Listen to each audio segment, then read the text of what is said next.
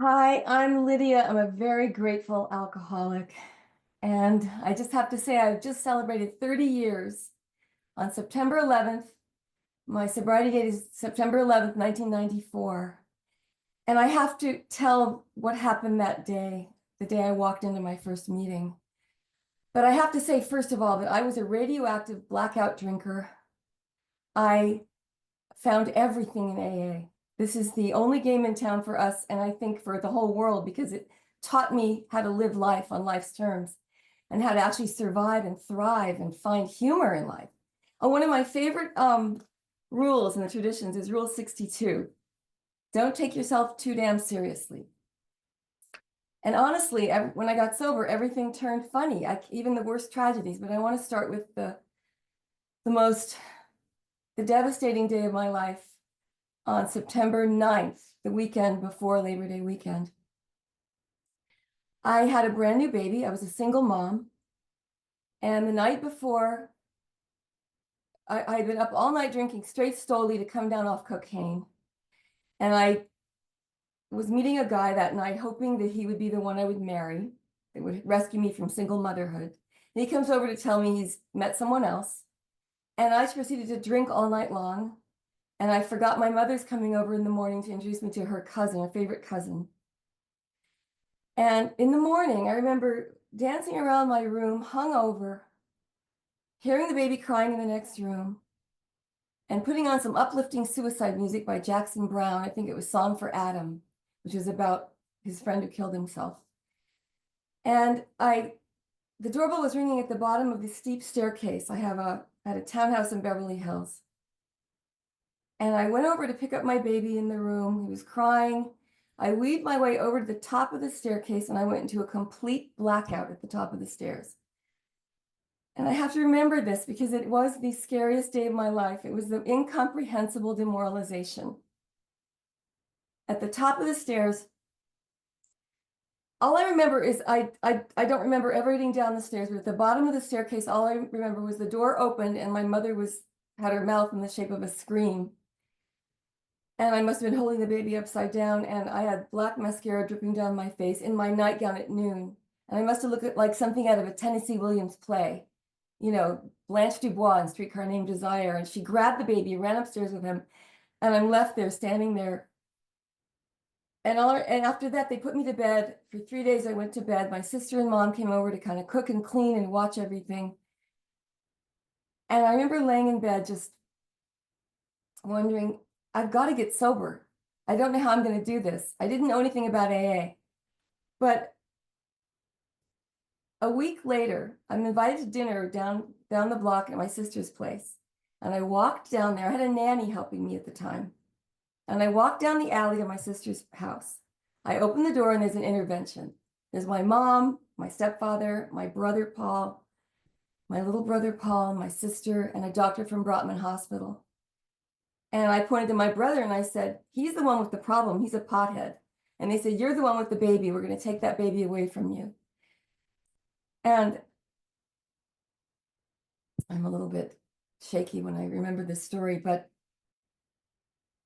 I went to the hospital the next day, to Brotman Hospital, to meet with this doctor.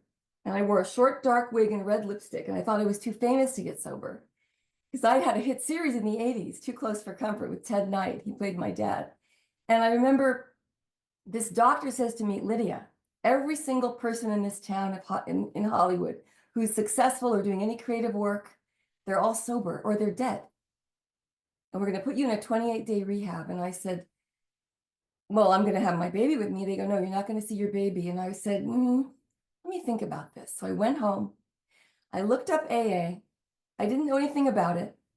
And on September 11th, on a Tuesday morning, I floated into an AA meeting. Oh, wait, I forgot this part. The weekend before that meeting, I drove drunk in my car with my baby in the car seat in the back, going to different Labor Day barbecues. And these were strangers' homes. And I remember my friends inviting me to certain barbecues in the backyard. I took the baby in the car seat, put him down on a picnic table, and went running into these strangers' homes. And I was I'd been drinking ever since I got back from Brotman Hospital that week. And I started looking through their cabinets for liquor, looking through strangers' cabinets. I went to a freezer and I remember chugging straight vodka out of a bottle out of someone's freezer. This is like that weekend, that last weekend before I got sober. I was driving around drunk with my baby in the car, but I really couldn't get really drunk. I kept drinking, but I kept blowing up like a blowfish. I looked puffy, but I couldn't get drunk. They say that happens toward the end. The first meeting I float into at the Good Shepherd Church in Beverly Hills, all women, 10 a.m., Roxbury Drive. And I still don't know how I got there. I don't think I drove. I don't know if I took a taxi. But I walk in, I'm wearing a hat and sunglasses, and there's a woman at the podium, and she says this: if you've wandered into this room and you don't know you're an alcoholic, let's put it this way. Virgins don't take pregnancy tests.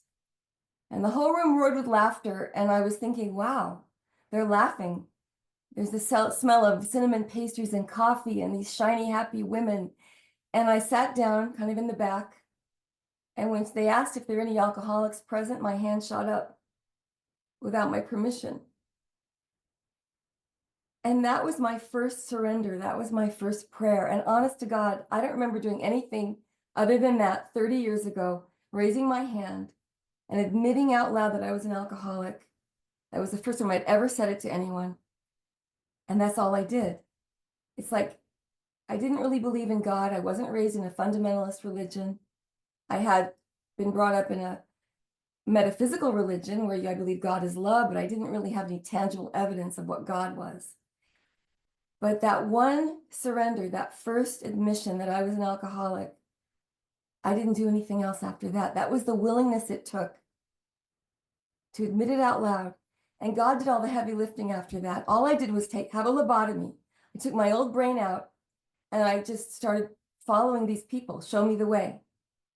Show me the next indicated step. I started going to meetings every day. But at that first meeting, the most unbelievable thing happened. And that's why I have to pinch myself to believe that it really happened. I had this lifelong tortured relationship with my mother and a lifelong resentment against my mother for giving away my Barbies. Now, this is going to sound crazy. And hang on. My mother was borderline or bipolar. We didn't know what was wrong with her, but she was incredibly abusive to me. I was the oldest child. There were 3 kids in the family. And I was raised in El Paso, Texas, and I was Little Miss Cotton, and I had every hair had to be perfect, and I had to wear white gloves. And she pretty much said to me, you're not valuable unless you look perfect at all times, every hair in place. But I was a really creative child. I was always creating things. I was a tomboy, but I had to be beautiful all the time. And we moved off to New York. My father was a violinist. He was born in Russia, raised in Shanghai. He met my mother at the Hollywood Bowl. It was a romantic thing happened.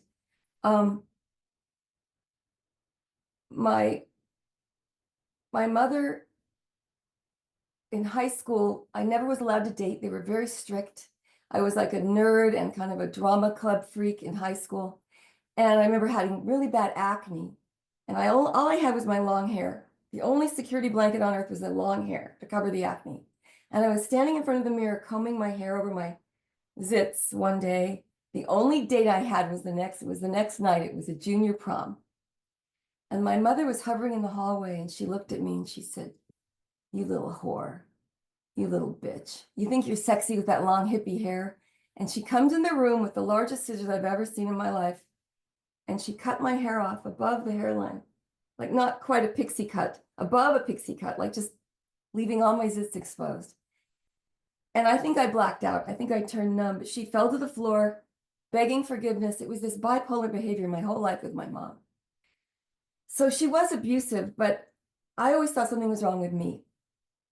I don't know how I got through childhood. I don't know how I got through high school. Dad brought home a long Asian wig from Japan, one of his Japan business trips. And I think I wore that to school that year, or a scarf and a wig. But so I go away to college in Boulder, Colorado. I said, Mom, whatever you do, never give away the Barbies. I have the original Barbie, Ken and Midge, the original bubble cut Barbie with red hair. Maybe she wasn't the original. I wasn't that old, but I mean, one of the early Barbies, and the Midge with freckles painted on, and the Ken doll had fuzz for hair and an arm that fell off and an actual crotch area. And I remember hiding them in this we had a really old haunted Victorian house. And I hid them in the attic and I said, whatever you do, Mom, never give them away. They're going to be worth a fortune someday. I just knew Barbie would be worth a fortune. And I wanted to give them to my kid. And she said, you're never going to have kids. You're never going to be married. You know, all this bullshit. So I go away to college, and the first semester I come home, she's given them away, of course. She gave away everything I ever loved. So I harbored this resentment against my mother for 20, 30 years. And no one knew about this resentment. Even the week before I went into AA, I remember talking to my mother about the Barbies again. And I could always drive that knife in her heart. I could always like screw it in a little further and remind her, oh, they're having a Barbie musical on Broadway. It's going to be worth a fortune. I kept bringing it up. So no one knew this, though. This was my secret thing. That first AA meeting, and here's the God shot. This is an absolute unbelievable thing that happened. That first AA meeting, at the end of the meeting, after I surrendered and I admitted I'm an alcoholic, all these women came over to hug me. There was this love in the room. And one woman said, let's go home and talk. Where do you live? I'll drive you home. So she took me home to my townhouse, right behind Saks Fifth Avenue. And we sat in the garden and talked. And she said this to me out of thin air. She said, Lydia, you're going to overcome every resentment you ever had in this program. For example, I overcame a lifelong resentment against my mother for giving away my Barbies. And the hair on my neck stood up. And I said, am I on a hidden camera show? Or is this a joke? I mean, tears come to my eyes because it was my first evidence of God. It was my first God shot. A coincidence so uncanny it couldn't be random. And by the way, I've never heard that story since from anyone. But I needed these big neon signs. That's how God speaks to me, through coincidence. I had hundreds of these God shots all in a row right after that. And it kept me sober. I needed the magic. You know, I needed the childlike innocence to come back in my life. And I got to tell you, I'm still on a magic carpet ride 30 years later. I've only dipped into some, you know, I've had, during sobriety, some of the worst things on earth have happened, but somehow I've stayed sober. I married a con artist. He stole all my money. I got it back through forgiveness, you know, and I started forgiving him. And so, like, to make a long story short, let me get back to that first year of sobriety now. My son turned 2, actually 1.5, and then my brother. I found my brother's body. My precious baby brother, who was a concert pianist whom I yelled at for using pot, he tried heroin 3 times and he died. And I was there. The night before, I felt something was wrong. I actually tried to make him drink vinegar to get off the heroin a couple weeks earlier. He came over to me for help, and he said they're going to fire him from his job as a cat groomer, dog and cat groomer. We tried to put him in Claire Foundation, and they sent him home because he wasn't 72 hours clean. And that night he died. And the girl that he was in love with for 10 years, his girlfriend, Vicky, they were madly in love. They'd broken up briefly. She went to Dallas to work at Neiman Marcus as a vice president. I called her and I said, Vicky, Paul died. She said, I'm getting in the car. I'm coming to the memorial service. She jumps in the car from Dallas, drives through Denver. It was a snowstorm, drinking. She killed an entire family, an 8-year-old boy and herself, in a head-on collision on the way to Paul's funeral. So this is a disease that no one gets out of alive. I mean, you get out, you know, institutions, prisons, or death. And I stayed sober through this, and I helped my mother, and I helped my sister, and we got through it somehow. And I shared about my brother at the log cabin. I remember Jay was there. I love you, Jay, by the way. You were part of my early sobriety. But I remember sharing about my brother at the log cabin, and a young man must have heard me. He came over afterwards and he said, I will never drink again. I will never do drugs again because of what your brother did to you. I don't want to hurt my sister that way. And on the way to Paul's memorial service in Franklin Canyon, you know, this kid was walking up the hill in a suit. He walked all the way from Hollywood. And that kid is still sober today. So you never know who you're going to help in a meeting, you know? But that first year of sobriety was tough, you know, and my sister had open heart surgery. My mother continued her insane behavior, but there was a time when I let go of needing my mother's toxic behavior. And it was kind of an Al-Anon technique. I didn't even know what I was doing, but I stopped taking her phone calls just for a little while. She was so cruel at times on the phone. She'd say, "Did you get dumped?" And I was thinking, that's not the way a mom should talk to her daughter. So I didn't take her calls for about a week. And oddly, she kept trying to call me and the calls didn't come through. And 2 weeks later, she said her first apology of her whole entire life was, "Please forgive me." So this started a 30-year forgiveness. And 2 years ago, I lost my mother. And she was so weak and tiny, and she had dementia. And I looked at her and I said, I need to let her off the hook finally, for once and for all. We'd had many levels of this throughout the years. But I held her in my arms and I said, "You were the best mother in the world." She wasn't. She was a psychopath, but she needed to hear this. She needed to hear this. She wept in my arms. And we had one good year, you know, one good year together where she would listen to Mozart and listen to prayers. And I would just read to her. She couldn't speak. And some really beautiful things happened at her death. Oddly, I don't know how to interpret this, but she died looking upset, horrified, and in the morning she was smiling after death. So I don't know. I do have to say that I wouldn't be alive without AA. And even in sobriety, meeting the con artist, which was, you know, there was a gift in that. I met this man at the park. He was throwing, you know, softballs to his little boy. His little boy was 4 years old. And my little boy and his little boy came running over to each other and started playing together. My son was 5 at the time. And we fell in love. And I raised 3 boys and 2 dogs, including my husband, and they all went through puberty at the same time. So I couldn't leave my marriage sooner because I was getting too much comedy material out of it. But the truth is that stepson had brittle bone disease, and I got to raise him. He didn't have a mother. His mother abandoned him. And he had, you know, every bone in his body was installed backwards. His elbows were backwards. So he could never touch his chin. And when he went through puberty, he couldn't shave or do anything. So I got to be there for him. And it was a gift in this marriage. And oddly enough, through all the weirdness, his father, I realized why his father was so screwed up. By writing. You know, writing's a really good tool in AA. I write in the journal every morning and I teach my sponsees, I tell my sponsees, please write down your pain, do a brain dump every day. Get it out of your heart, of your arm. Longhand is better than the computer at times. And it comes out of you and you're giving it to God right on the page. And then read it to me. But my ex-husband, it's really weird. He didn't know the meaning of the word labyrinth. And I thought, Paul, it's a 7th grade mythology word. And he goes, so what? Not everyone knows that word. And I said, and as I'm writing about this, I realized 7th grade mythology word. He, on the morning of the first day of 7th grade in Waukesha, Wisconsin, he walked into the garage and found his mother had killed herself, right? She threatened to kill herself because his father was having an affair. And he witnessed this carbon monoxide. His mother had killed herself in the garage where he went to get his bike.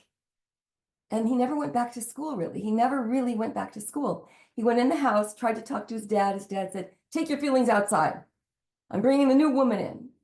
Paul this gave me compassion for my ex-husband. And it actually the forgiveness was the alchemy or the magic that enabled us to speak to each other. And I did end up getting most of my money back. So stranger things have happened. But this program is so amazing because it taught me forgiveness. It taught me to forgive myself. I'm the hardest person on myself. And, you know, I had a really good friend in the program, a cop. A lot of you I don't know if you may know him, Jay, you may know him, Mike Graham. 37 years sober. He arrested a coke dealer in the back alleys of LA 39 years earlier. The coke dealer goes to prison, becomes the cop's sponsor. The cop is an atheist, doesn't believe in God at all. He's a recovering Catholic. His best friends in AA were a coke dealer, a priest, and a nun.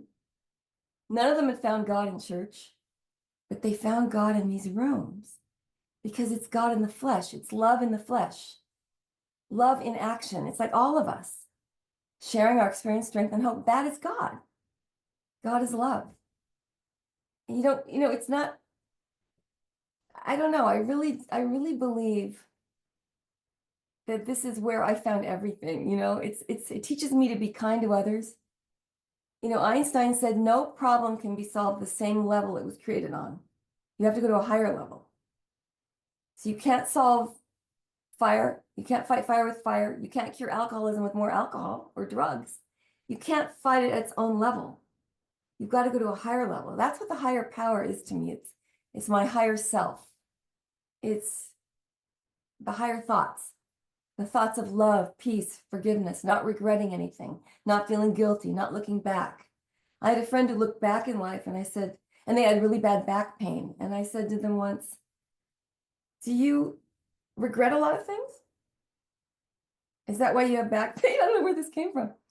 And it just dawned on me that our emotions cause us to be ill. And she stopped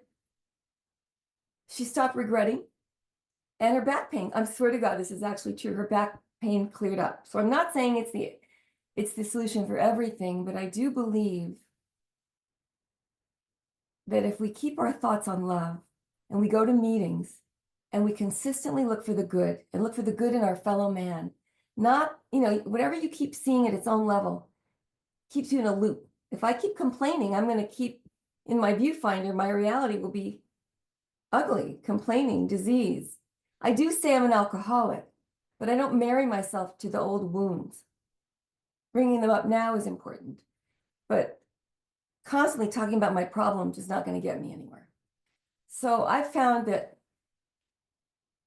the spirituality of this program is the key to life. And also, I've been kind of an asshole in sobriety a lot of the times.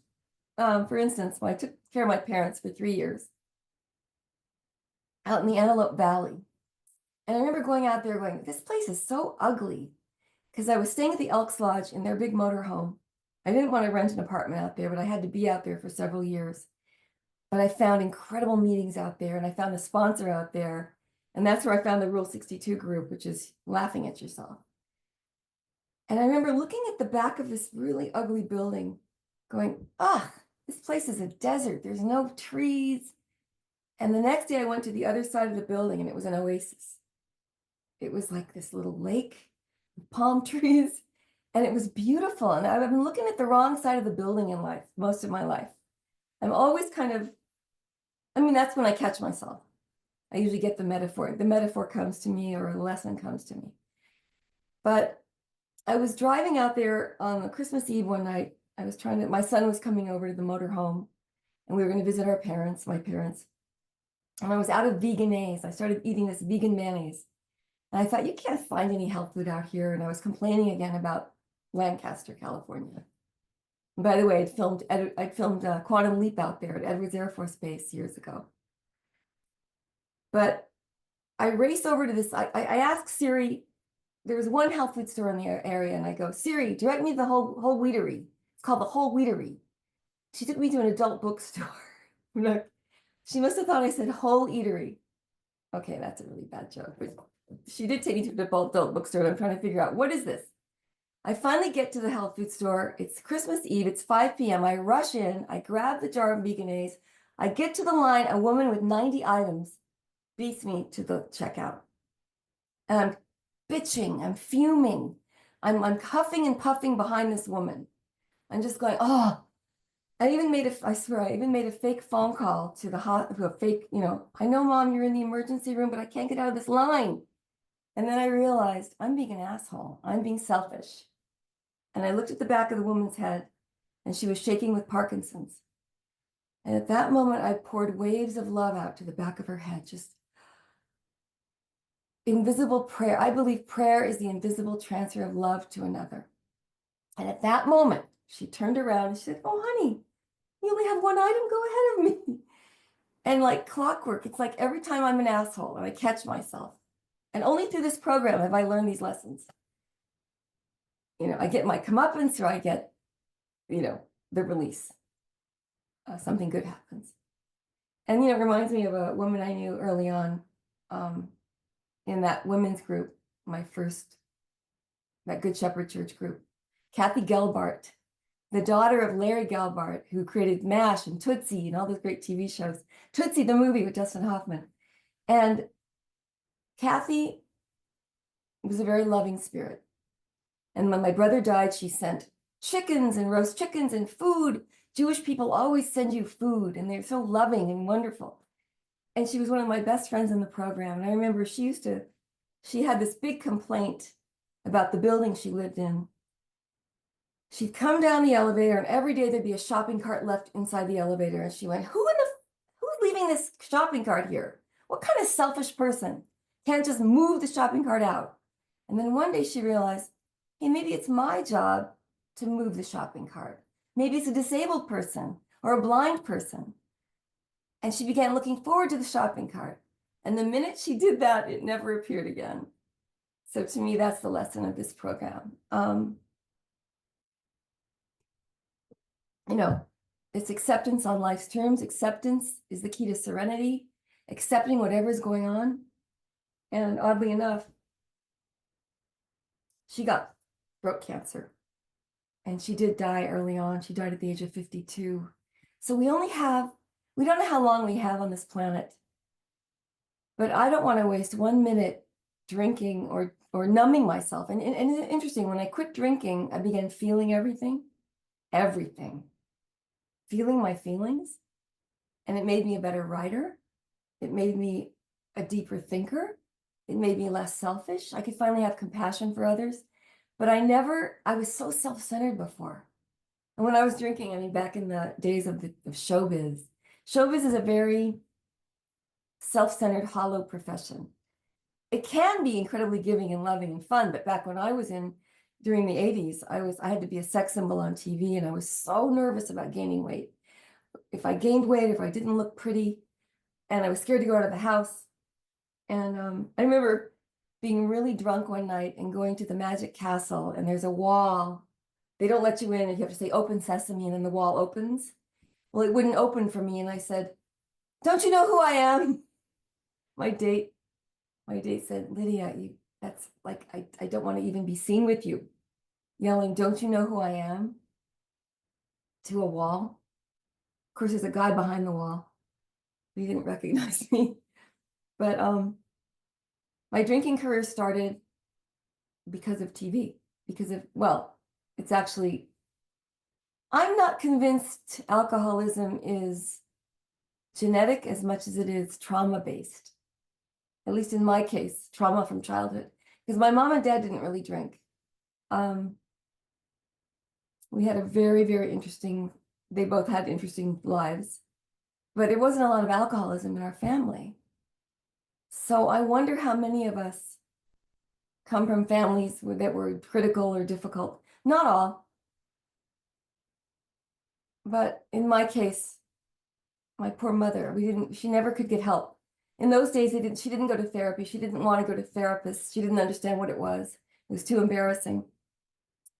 But she was locked in a closet as a child for days on end by her mother. Her mother, Myrtle, didn't like girls. She loved the boys in the family, but the girl, and I sometimes think my mom might have been threatened by me or jealous of me. I'm not sure what that is. Maybe it's a Texas upbringing. It's been a really rough few years for people with, in the COVID.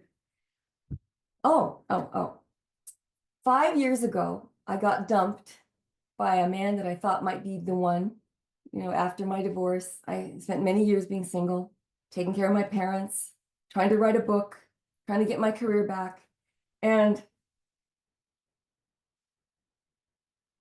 I started dating a man that I thought was the one. I went out of my way. He wasn't at all my type, but I figured I was going to make this square peg fit into a round hole. Ooh, that sounds kind of bad. And we weren't right for each other, but I wanted this to work really badly. And then he proposed marriage, and he dumped me in a text literally a week later. And this is out when I was taking care of my parents. I was so heartsick over this guy. I cried, I grieved, I looked up everything you can look on: narcissists, gaslighting. I stopped going to meetings briefly. Then I went back to meetings. I started getting my bearings straight again. And then one day I was at Barnes and Noble for a Q&A with fans, and there was a guy there who'd written Seinfeld and a comedy writer. And we started talking, and he wasn't my type. He was older than, I wasn't into older guys. I always went for these young, kind of younger men. And this guy wasn't my type at all. And I remember he was so sweet though, and so nice. And I'd never had a real relationship where I could just be friends with someone first. And I remember getting on my knees praying to let go of my low self-esteem and to let go of the heartache of never finding the one and always having this romantic vision. And the next day, this guy and I were just talking, we're friends, and he leans over and whispers in my ear, and electricity went through me. And we started dating, and we've been together now 5 years, 24 hours a day. And he's my best friend, and it came backwards. It wasn't lust, it was friendship first. So I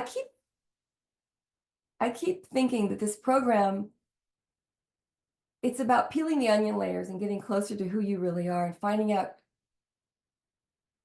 that being human, it's hard to explain what I'm trying to get at, is that we're on a spiritual journey, and everything is about loving yourself first, because if you don't love yourself, you can't really give it away.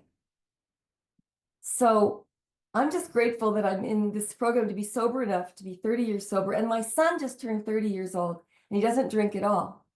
He has like a beer. I've seen him have a beer once, and he just got engaged, and he has a good job. So this is kind of a miracle. The one with brittle bone disease is doing really well. I'm trying to help him maybe quit drinking. We're friendly, we're close. I'm just grateful, and being grateful every day. I always tell my sponsees, think of 5 things to be grateful for every morning. The first minute you open your eyes, if you go through the vultures are circling and you feel depressed, 5 things to be grateful for. Do you have a roof over your head? Do you have your eyesight? I have a friend who just lost her eyesight in her 50s. And so she was too afraid to have a cane or a seeing eye dog. I was embarrassed. She was self-conscious and approval seeking. So my defects of character have always been caring what people think of me, trying to be something I'm not, afraid of being imperfect. And I still do that thing with the makeup and having to look good. But you know what? I'm kind of excited about aging gracefully, but without drinking. You know how healthy we are? If you have not had a drink in a few years, you're going to start aging backwards. I'm trying to sell this thing about being sober. It really, really, really is amazing. Because when I was drinking or doing drugs or cocaine or, God, I tried everything you can name. I remember in college we took LSD, window pane, green blotter, acid in Boulder, Colorado, and mescaline. I'm lucky to be alive. And my brother didn't make it.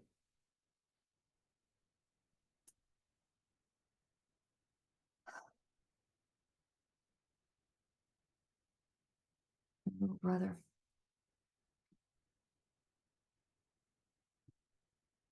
I think he was too fragile and too wounded for this world. I think he was just one of those people that couldn't be honest with himself. And he even went to Kaiser and he tried to get sober there, and he oh my God. He came back that day, and I said, honey, I'm gonna have you drink the vinegar and you're gonna be fine. I wish I chained him in my house. I have a lot of guilt over letting him leave that night. You know, a lot of us we can't save other lives, but every person has it within themselves to help themselves.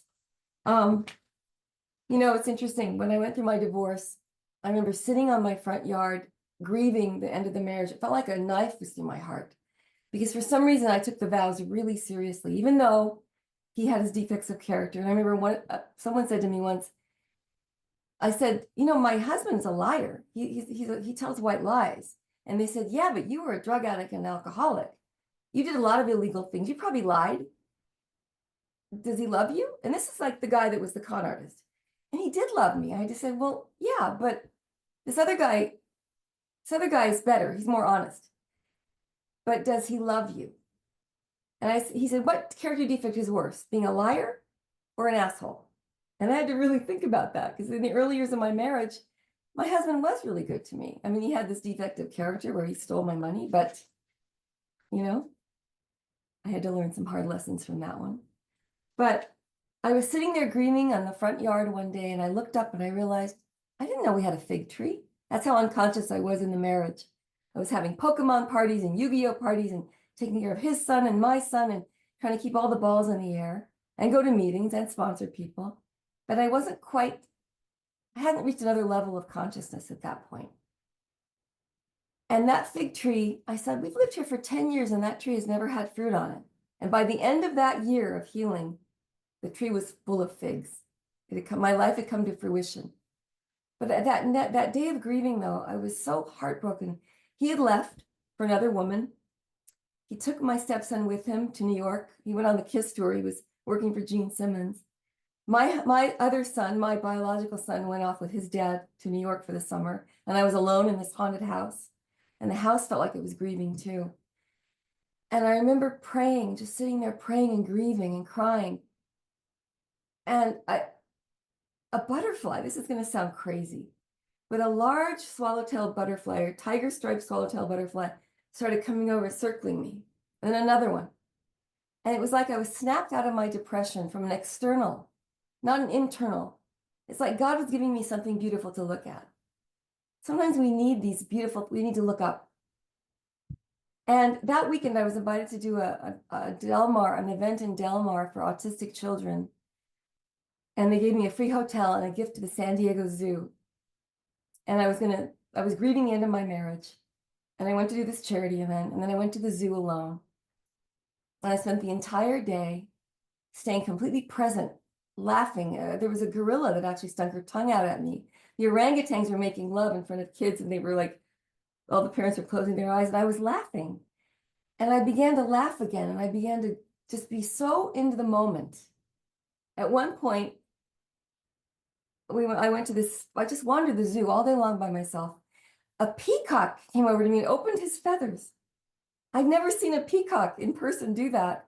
And I'm like awestruck. And there's a toddler giggling and oohing. We're both oohing and awing, and all the parents are jaded looking at their watches. And I realized it's this childlike innocence I needed that day. And all I ever wanted to see was a monarch butterfly up close. I'd never seen one in person. And I drove home from San Diego that day, got home right around sunset. And at my front door, there was a monarch butterfly waiting for me on a white rose. And I got it. The universe is interactive. It wants to play with us. It wants to show off for us, but we're never present enough to appreciate the beauty going on right here, right now. And it was like, oh my God, if I'd only asked for more. But the butterfly was all I wanted. And the minute I tried to take a picture, it flew away. But it was like, God wants to show off for us. God wants us to believe in this beauty and this magic and stop looking at our problems. Yes, we can talk about grief, and we can talk about COVID, and we can talk about our disease, and we can commiserate with each other, but we have to be empathetic with each other. But we need to move on from that, and we need to look at the good going on in our lives right here, right now. I would not be alive without this program. Every minute of my life I'm grateful for. I get nervous still sometimes. I have projects I want to complete. I'm writing a book called Hiding My Brain in My Bra, which is basically about recovery, but it's about all the funniest. It's kind of turning tragedy into comedy. And maybe that's wrong, but that's the way God speaks to me, through coincidence, through comedy, through being able to laugh at myself and to see the good in others and to stop fighting and to stop, I love this term, St. Francis, wear the world as a loose garment. Oh, and I have I love this. Withdraw your attention from your enemies and they expire from neglect. Our enemies are our worries and our fears. So the more we're obsessed with everything we're worried about, it's going to stay with us. but we've got to learn to let it go. And that's what AA does for me. It lets me let go of my worries and my fears and my problems and my alcoholism. How in the hell do you explain that I'm sober 30 years when I was a drop dead drunk? And I never had a thought in my head that wasn't, how do I look? How cute am I? How can I make you, like me? And I don't know how it's happened. It's like it's a miracle. I use the word miracle, but I really believe miracles are natural law. I really believe we're supposed to be happy, joyous, and free. It's not hard. We make it hard. And disease is disease. Yes, my sister had really bad arthritis in her feet, and she's gay, and she had some downstairs neighbors that were kind of mean to her. They were anti-gay. And I said, honey, are you walking on eggshells? And she went, yeah, the woman downstairs hates my guts. And I said, well, go talk to her. Try to be friends with her. And she went downstairs to talk to her. The woman slammed the door in her face. Kathy started going back to AA. She went to AA meetings. She started writing, resentment lists down, doing her step work. And the woman moved away and Kathy's feet cleared up. So I'm not saying you can always solve everything on a one-to-one level, but it helps to do the steps. The steps are, this whole program is about finding your higher power. It's not about hard work. It's about letting go. It's about love. And the love in these rooms is God to me. So that's my story. And I'm just grateful to be here. Thank you.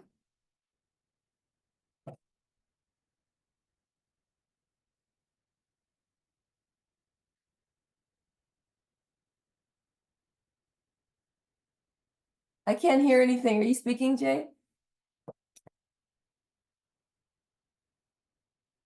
Did I speak too short, too long? Okay.